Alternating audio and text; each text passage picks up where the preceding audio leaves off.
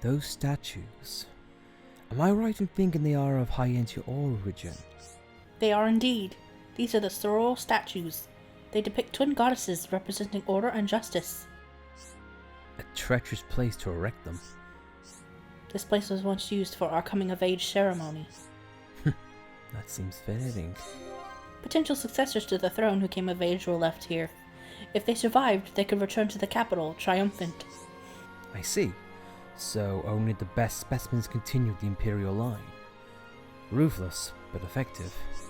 That is what I was told, at least. It was probably all just a formality. Of course. Finding off this tall guard origin alone is no easy task. However, I have heard of a former ruler who did see the task through. A half-homs like you? Very astute, Dunban. Not a pleasant fact, but still true. I find it ironic. Goddesses of order and justice looking down with biased gazes. Still, I can understand why the ceremony was necessary. It must have been the only way to secure the people's trust. The same reason you faced the tomb, right? Calm yourself, Melia. Whenever you feel afraid, know that we're here to protect you. I know, Dunban. You saved my life at the tomb. I will never forget the debt I owe you and the others. As Dunban always says, a lady should not go unaccompanied to the battlefield. That said, though, hey everyone, welcome back to Xenoblade Chronicles Definitive Edition. In last episode, we found Talia and did one of the best side quests. I feel like it's an insult to call it a side quest. Did one of the optional story prompts in the game, and my god, is it awesome. I don't do this often, but you really need to go back and watch last episode if you're just joining us up to this, because, again, it's awesome. Anyway, though, in this episode, though, we're going from one step of Melia's evolution to another. So, if you just sit back with us, because we are gonna go to a new area in the marsh, which we technically have seen before, but not actually been to. If you remember, that's where we went with Talia, just do some research on some statues, as it were. And yeah, we get greeted with a lot of big boys, but we'll deal with them when the time comes. But whenever we do it, it'll be in the nick of time, I'm sure. But anyway, though, in this episode, like I said before, Melia has proven she is a worthy successor. And this guy, Scarlin, he survived Alchemov and now resides here. Are you that? Oh, is it you? The High Entia used to hold an imperial ceremony here. Been hearing that a lot recently. Did you know that? I do not think you knew. The tradition died out long ago, so it's hardly common knowledge. My friends in the Ministry of Records told me while we were out drinking. It has changed into a life of fear now, though. Anyway, regarding the ceremony, it required the 4 rains scattered around the world. I believe them to be in places with links to my people. The ceremony was conducted at the emblem, over there. When it was over, they would be granted something important. That is all I remember. Coming to this place reminded me of the ceremony, you see. I'm only telling you because I think you might be able to do it. Will you give it a try? I've heard of the old imperial ceremonies. I wonder what they were like. As a High Entia, I would certainly like to try it and see. I too am intrigued as a fellow High Entia, but I'm unable to travel around the world as you can. So, will you do it? Think of this as a secondary part of what we first went through when we first got to the marsh, only more widespread.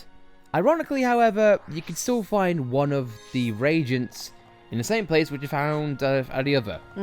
So it begs the question, why did we not pick up 2 Regents while we were on this quest? But hey, you know what, that's besides the point. Or use the same one again.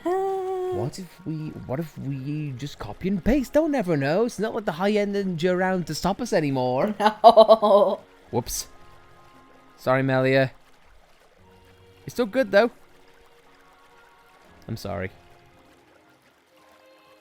Anyway, moving swiftly on, I want to talk about the marsh for a second, because in just, the brief 5 minutes that we've been on this episode, we've heard multiple times about ceremonies and ceremonies and ceremonies in ancient High Entia.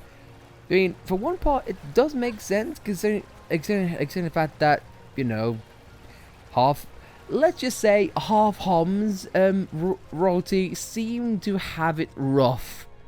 Yeah, because the pure High Entia seem to be kind of racist. Yeah, and not only that, it seems. Not only that, but from what we've heard, the High Entia have tests easy, or if not at all. Yet the High Entia are like, hey, guess what? You get dumped in here as a child, and you gotta fend for yourself. Melia, she comes in. Oh, we have not conducted the tomb task for many generations, but Melia's here. She's half harms. Go for it. In some ways, it is kind of cruel. But to your point, Alice, it is kind of showing how the High Entia viewed half harms back then. And yep, Talia are all around us, but luckily though, we do have ways to get around that. I don't know. I do kind of like the notion on how the High Entia through generations were like, we need to dilute the bloodline. But we're not going to make it easy. We're going to weed out the weak, so to speak. And speaking of that, yeah.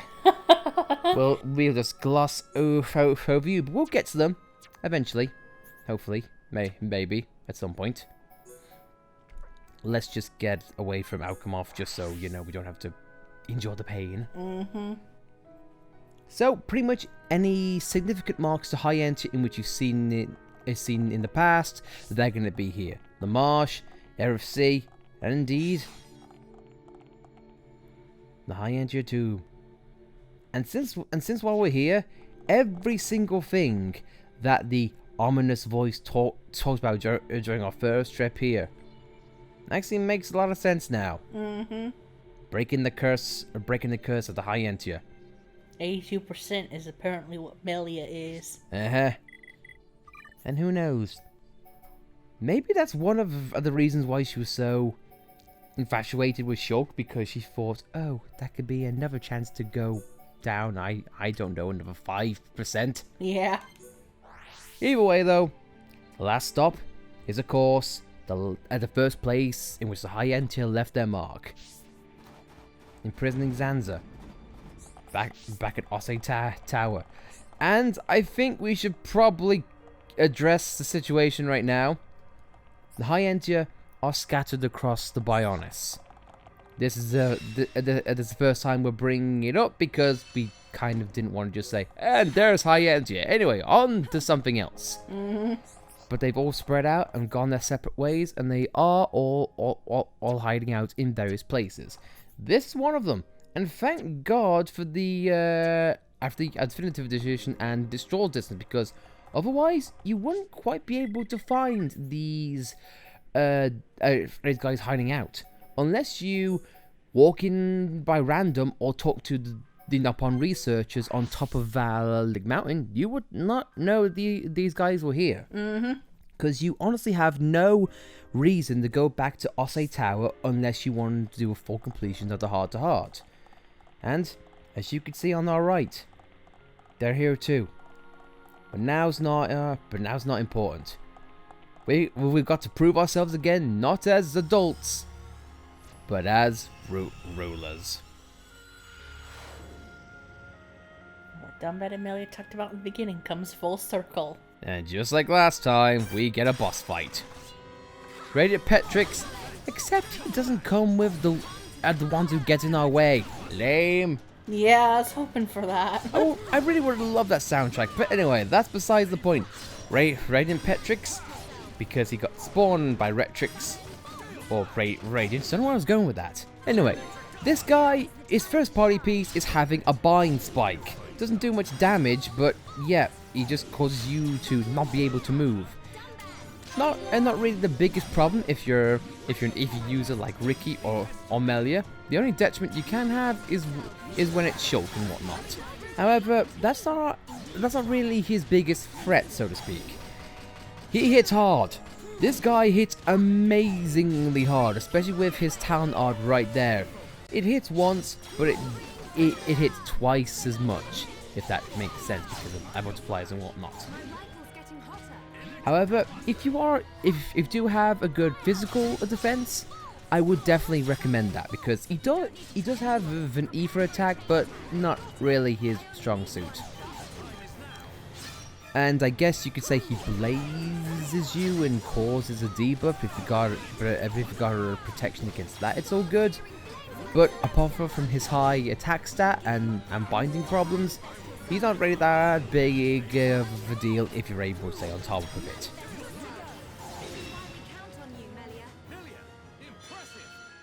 And fittingly, Melia makes the final blow. Now with that, we get a High Entia emblem. Now you would say this is just like, oh, it's a trinket completing the quest. Not so. What you've just unlocked right here, that was very delayed. That was very weird. He does drop chests, but ironically though, it isn't a gold chest because he is a quest exclusive enemy, not a unique monster, which I find to be kind of a jip. Yeah. But oh well, I suppose.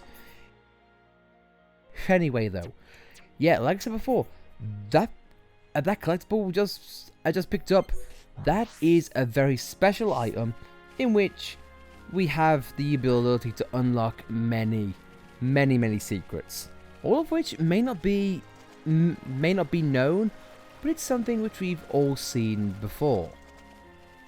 May not have shown it a couple of minutes ago. But anyway though, let's go back to Scarlet and tell him that the quest is done. The trial has been passed, and now we are his ruler. He can kneel now anytime. Or Melia will kick him in the face with the royal boot. That's with the royal starlight kick. Yeah, with a boot to the head. And Dumban will also give him a boot to the head. Charlotte! Oh no, royal slap, juju style? I guess. Obey the Empress or die, fool. Slap. Or Melia could just order her official decree. The head. Shoot him in the head. Well, you suck. Well, let's ignore the riffraff for now. Let's go back.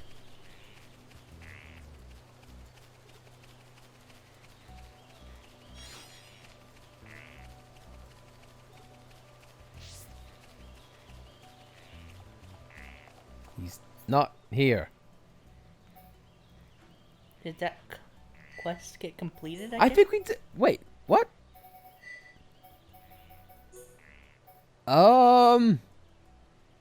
Yeah, I guess we did. I guess he just decided to piss off. Okay. Okay. Oh, freaking right.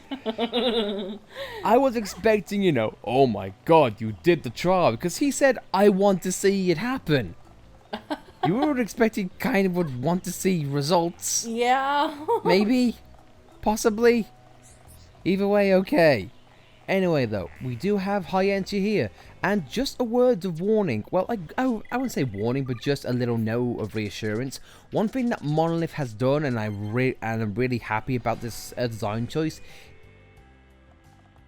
because as we've seen, there are High Entia who come from Alchemoth to Colony 6. However, Monolith was wise to say, look, with what happens in Mechonis Core, no High Entia that can immigrate are lost. So if you think, oh god, well, they're people who I can't recruit anymore, don't worry, the game has your back. Now I'm just trying to see if I'm finding the right person who I am looking for. Give us a moment.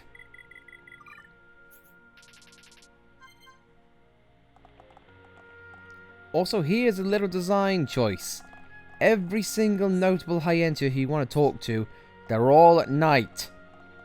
No one in the daytime, oddly enough. But it's Jarell, though. And there goes Jarell. Into the pod. With how... And it brings me to a point. With how the pod is shaped and essentially that being the door and how it slopes up. How do they get up? Are there like stairs in there? Seems like too slopey to be a staircase, and yes, I did use the word slopey. But oh well. Oh, Jarell's green dot is hidden on the mini map. That is dirty game. Look at that. Look at that. Well, that's a good thing. Good thing we're here to show that this is indeed the thing. I'm just itching to do some research, but it's so frustrating that there are no facilities here. I finally made a breakthrough, but now I'm stuck. That's where you come in. You're rebuilding Colony 6, aren't you? Do you think you could possibly invite me there? Thank you so much. I can't believe you invited me. Now I can do as much research as I like. It's only a matter of time before I complete the medicine. What you have just done is you have invited one of the best and yet one of the worst things you'll ever do in your life regarding this game. If you want things to be a bit more streamlined and more efficient, and yet bashing your head against the wall. Also, Melia's banging her head against the stairs for some reason. Not very wise for a new ruler, in all honesty. And here we are, back at the Aether plant, and once again, this is another place in which the High Entia have come to. In all honesty, it's kind of worse for these guys. They're basically looking at a place in which they can't go back to. Yeah. Anyway though, Talia, what do you need? Me. Melia, listen. I have finally finished deciphering the book. That is wonderful news. It's all thanks to Eryth and Ruthen's deciphering machine. I wish I could have shared this joy with them. I understand how you feel. What does the book say? To gain the War God's strength, go to the Church of Light. There you must demonstrate your power. Interesting. Is it referring to Valak Mountain? Correct. This means that the true War God statue may be at Valak Mountain. I believe it is stating that the statue is in the Luz Church. Can you help me? Could you go to Valak Mountain to investigate the War God statue? You know, I would do anything for Eryth and Ruthen, but I'm wary after what happened to it the other day. I understand how you feel. Leave it to me. Even if my friends are unwilling, I'll do what I can to help. We're perfectly fine to go there, thank you, Melia. It is sad that Eryth and Ruthen died without fulfilling their dream. We must complete this research both for them and for you. Thank you. I am moved by the passion you have shown for this cause. This is the perfect way to honor the memory of Eryth and Ruthen. Seems like not everyone made it out safely. And you know what? I mean, it always sucks losing NPCs for things like this, but I'm really glad Monolith made the choice of like, no, you've got to lose some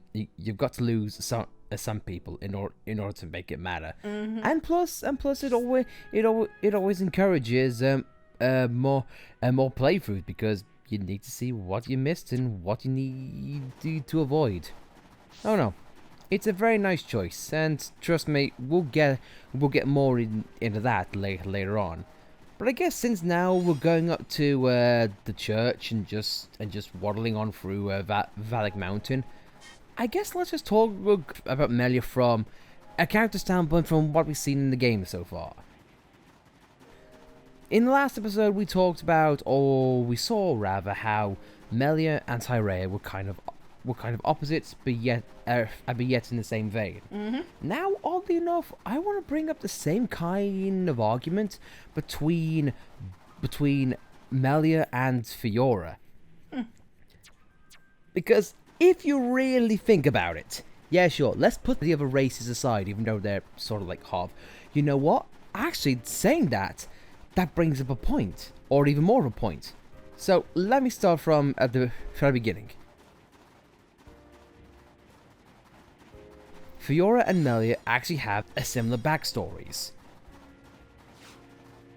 when we first meet Fiora and talk and after what happens in Colony 9, Dunban brings up the point that they lost their mom very quickly.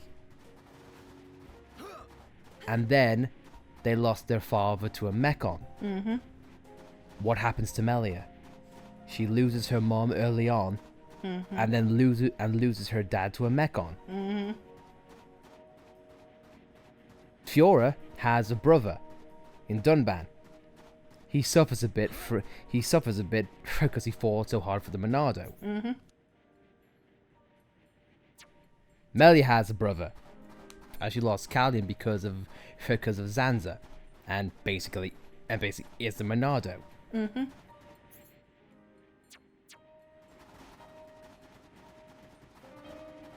Melia is half Homs and half High Entia. Fiora, in this current state, is half Homs and half Macula. Yeah. I love the polar opposites and what bridges these two things together. Shulk. And I guess in some way Zanza as well. But I do love how there's polar opposites, but yet they come together. And one of the things that I do like, and I don't really get to reference this game as often as what I like, but now is a good time. I like the exploration of black and white concepts, opposite sides meeting for one purpose or another. And in this particular game, Fiora's on one end and Melia's on the other end, and yeah, it doesn't quite work out for Melia in some ways, but that makes her a stronger character. The opposite end of the spectrum is a game called Persona 5, in which I'm not going to give too much spoilers, but the same concept is explored there. However, they are on opposing sides. Mm-hmm. I don't know. So I just kind of like the duality and the concept of Melia. It just makes comparisons between her and Fiora more strong, and in some ways makes Melia and Fiora better characters. Anyway though, these Turkins are just saying hi. The Trinity of Turkins. But anytime you see that emblem on the door, that's not just for cosmetic sake. That means the High Entia secrets are around. Mm-hmm. And seeing as how we're here right now, I honestly don't have much to say on the War God storyline, do you? No, I like how it's just a piece of High Entia history in which is highly revered, but yet doesn't get explored much. Now, we haven't seen references to it in a little bit, saying how these are like the High Entia ancestors and whatnot. I don't know, it just seems very, very, very backwards. Also, screw you. Yeah, Frostglass. Also, screw you. If I had to give recommendations, I'd say find as many Frostglasses as you can, because my god, you're gonna need them. And also, there is a heart-to-heart here, but I will take note, if you are not up to snuff in levels or aren't looking for a fight, take note of that ledge. Trust me, you're gonna need it if you are in that situation. But with that, let's have a look. The statue has a different glow to the one in Alchemoth. Suddenly, something appears. Glorious Lobos. This guy spawns as soon as you check that out. However, despite what the exclamation mark is saying to you, you don't actually. He's also having a difficult time in doing that. Okay. Also, hang on. Let's have a look at the question mark there, if I may, or the quest mark. 'Cause I swear to God. Yeah. Okay. Thank God. Despite that red exclamation mark and what it's telling you, you do not actually have to fight this guy. I find it to be very weird and very odd, but hey, if you're not looking for a fight against that guy, then no, you can just get out of the fight and just fast travel. Hence why I said if you don't feel like it, take the cliff and you're immediately fine.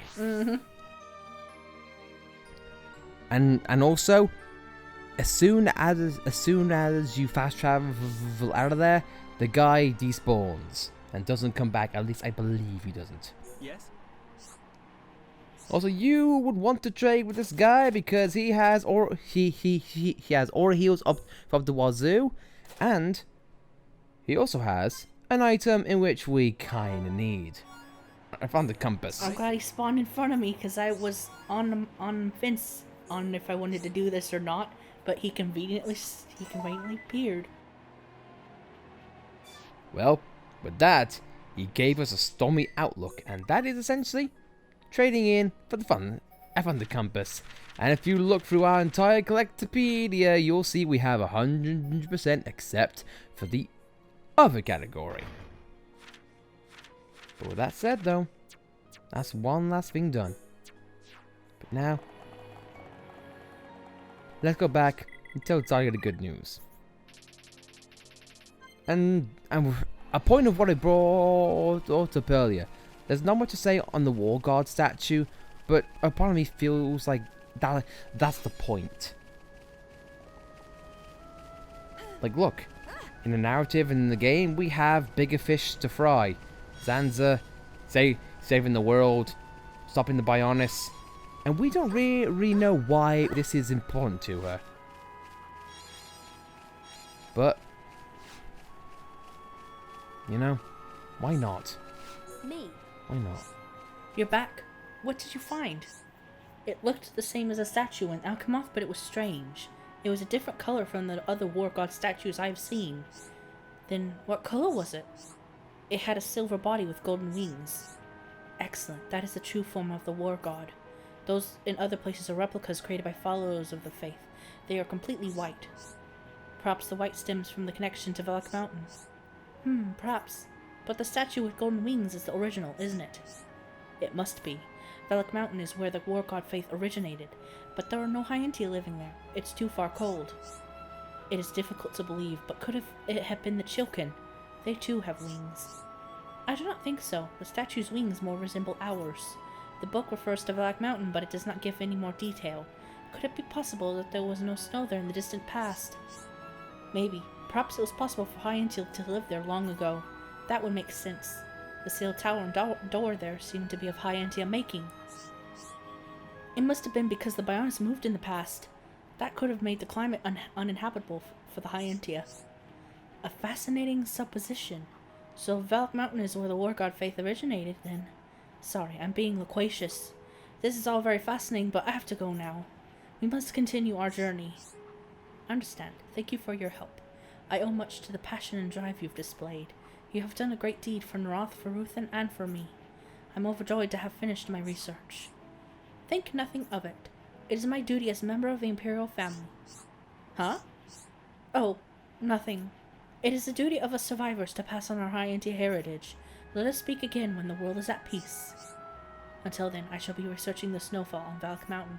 I cannot wait to get started. And even though this is one of those side quests, it doesn't actually state what it is.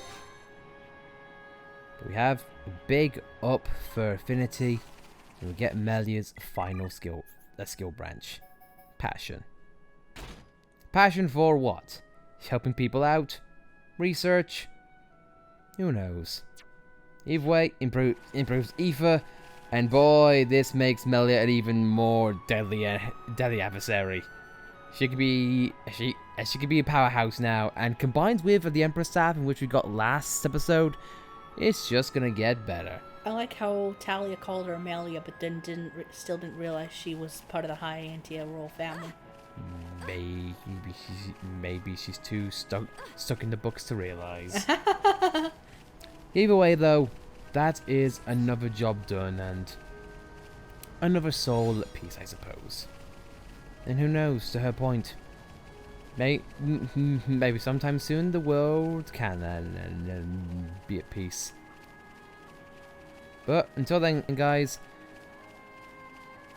the only thing we can do, Just wait and see. I think we'll call things there for the episode. So, if you like the video, be sure to like it. If you don't like it, well then, at least like the view. How can you not love that? If you want to subscribe to see more content like this, be sure to subscribe. And we'll see you all next time. I know I have a passion for this game. And what's not to love? See you next time.